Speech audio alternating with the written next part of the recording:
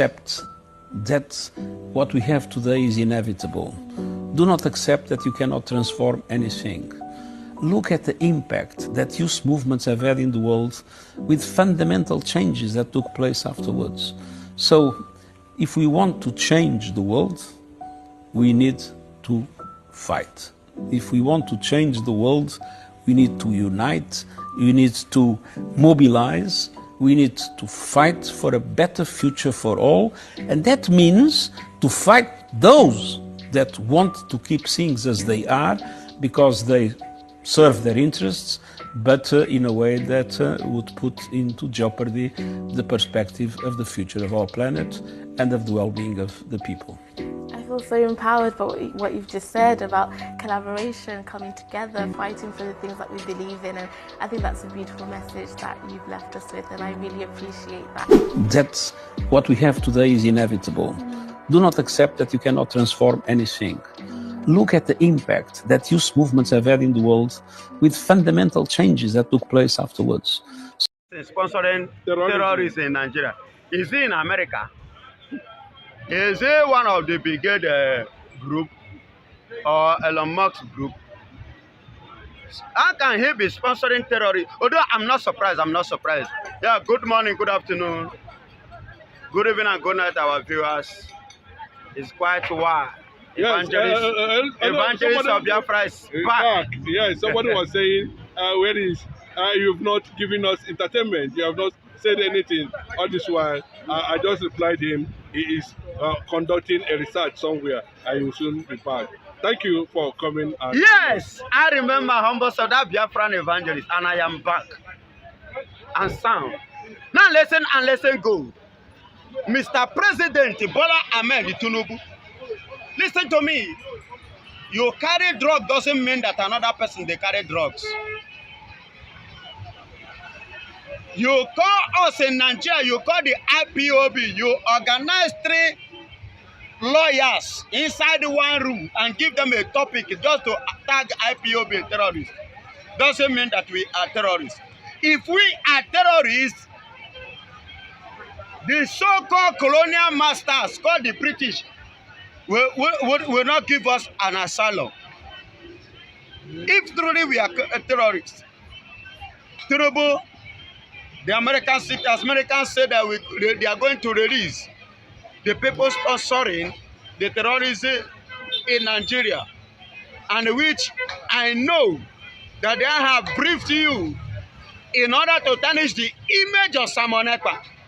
That was why you included him, because you intend to bribe him just the same way you bribed Wazirike. Nigeria bribed Wazirike during Obasanjo tenure. Because you tend to carry the money, the resources of the Biafran to give a Biafran man. And the Biafran man, in person of Simon Ekpa, understand it very well that you cannot give me my thing. You cannot use my thing to bribe me against my people, because the oil and the money belongs to him. It is our right.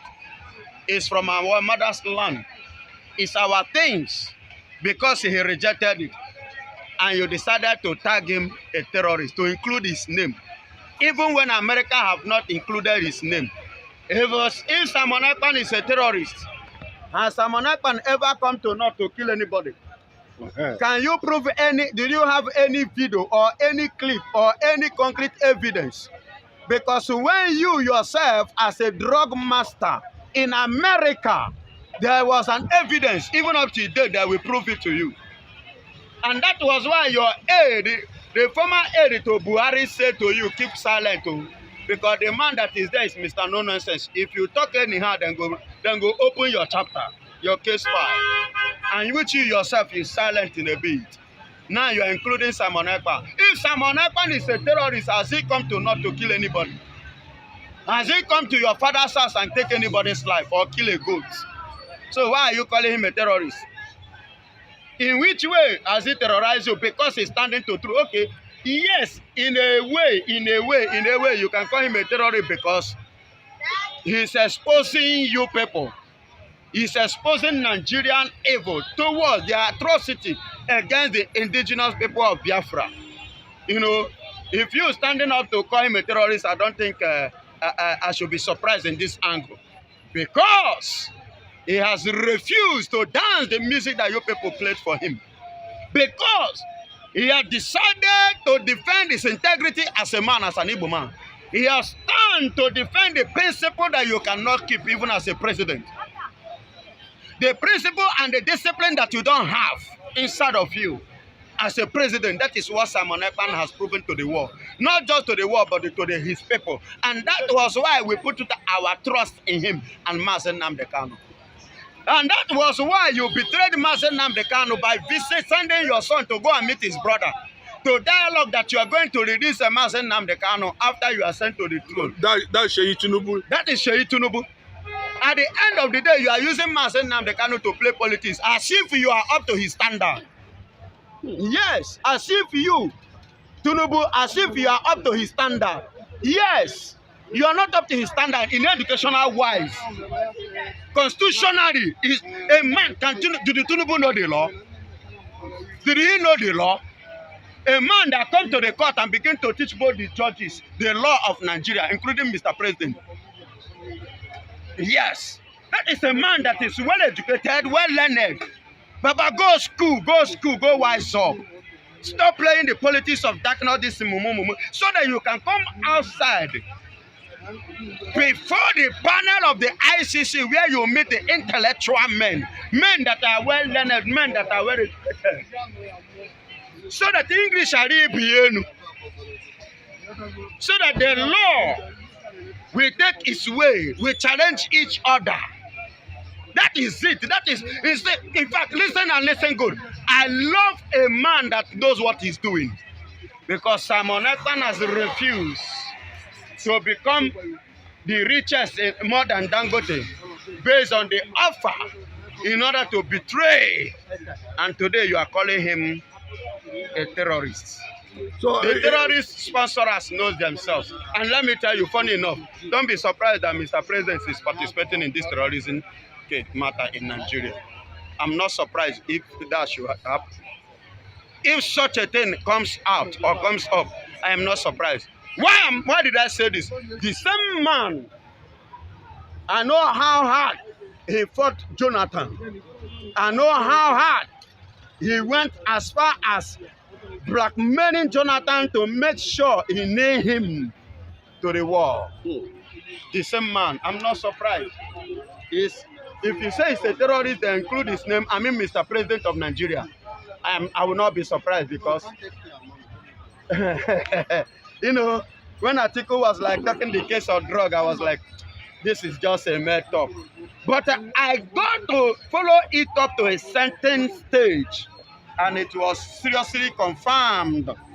But they play a game of hanky-panky with the former president of America, because I know, had it been that case happened to be in the case of the present American president, it wouldn't have been funny. And that same thing happened in the days of Abakari, a whole Nigerian police, you know, playing that kind of dirty thing. And the man is working freely. Look at the way. Even when America demanded for him, asked Nigeria to release him. You understand? Nigeria playing hanky-panky to sideline that matter. You understand? But thank God it was in Joe Biden. But this time around, it's Donald J. Trump. Do you see, we learned also that the Finnish government has rejected the latest move by the federal government to bribe or plan Simon Ekpan's extradition because of pressure that is coming from America. Do you think Simon Ekpan is fighting from wherever he is now? Simon Ekpan's spirit is fighting for justice. Simon Ekpan's motherland is fighting for justice. The blood of the Biafrans that they have killed is fighting for justice. And the universe is fighting for justice. Not even Simon Ekpan now. People, God has set people to fight for justice on behalf of Simon Ekpan. No matter the game Nigeria played, I've told you people time without number that Nigeria will continue to fail. In the case of Simon Ekpan and Mazi, they will continue to fail. Mark my word, I've never uttered a word like this and that thing doesn't happen. Checkmate it from the onset. I say Nigeria is not going to come out anything positive in the case of Simon Ekpa. Up to date, have they arrived on anything? They have not come out bravery. Rather, Simon Ekpa kept on winning, defeating Nigeria. Bringing him, see, was it not last month that because of this issue of Simon Ekpa and Biafra, look at the way they turned a whole chief of defense and the other 17 generals turned them down. 70 of them. 70, you understand? Look at the way they turned them down. Are you getting it? It shows that Nigeria is zero before the war. It doesn't matter what they come here and display and deceive those that they can deceive. They cannot fool people like us. United Nations Secretary General Antonio Guterres recently made a statement that those who are fighting, people should fight for freedom. Which kind of fight is he actually talking about? Me, I don't know. Because what the Biafra is fighting for is the real freedom. That which we're supposed to fight. Which the law permits us to fight. So I don't know any other law, any other kind of freedom that the man is talking about. Maybe he should expatiate on it so that we can have a better understanding. Remember before the court, I told you people I don't want to speak much. I want to hear before I talk. Maybe there is something fishing. And at the end of the day, it came to pass that something was fishing that prompted, urgent call of nnamdikanu appearing in the court. You know, when I said it, yes. I didn't forget what I said. I said that I pointed it, and it happened, and it was true that something was fishing, and that which was fishing has finally come openly. It is no longer a hidden thing. You understand? And as it stands now, every other thing, stands. But I know God with us, victory at the end. The Biafran government in exile with the Russian president and, of course, Republicans in the US have demanded to submit report on the charges petition that was levied against Simon Ekpa with the Finland government, to submit it to the international committee responsible for human rights. How would you see American intervention in Finland? Hey, who is pushing this? Ngozi Orabese. Yeah. Pushing this. Ngozi Orabese. Ngozi Orabese, God will bless you.